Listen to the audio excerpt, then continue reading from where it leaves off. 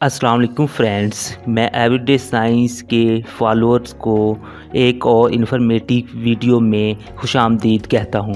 दोस्तों, अक्सर हमने नोटिस किया होगा कि गर्मियों में गाड़ियों के टायर्स या फिर वॉलीबॉल्स और बास्केटबॉल्स फट जाते हैं। क्या आपने सोचा है कि इसकी क्या वजह है?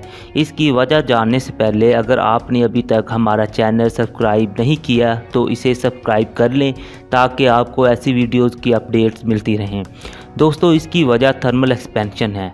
अगर हम किसी ऑब्जेक्ट को गर्म करते हैं तो वो फैलता है, इसे हम थर्मल एक्सपेंशन कहते हैं। हम जानते हैं कि गाड़ियों के टायरों और बाल्स में हवा भरी जाती है।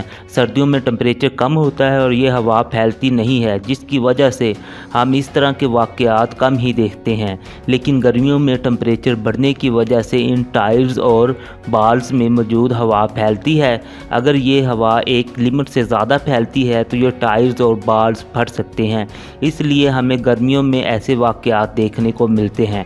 दोस्तों, उम्मीद है आपको ये वीडियो पसंद आई होगी। अगर वीडियो पसंद आए तो इसे लाइक और शेयर करना ना भूलें, क्योंकि आपके लाइक्स और शेयर्स हमारे लिए बहुत अहम हैं।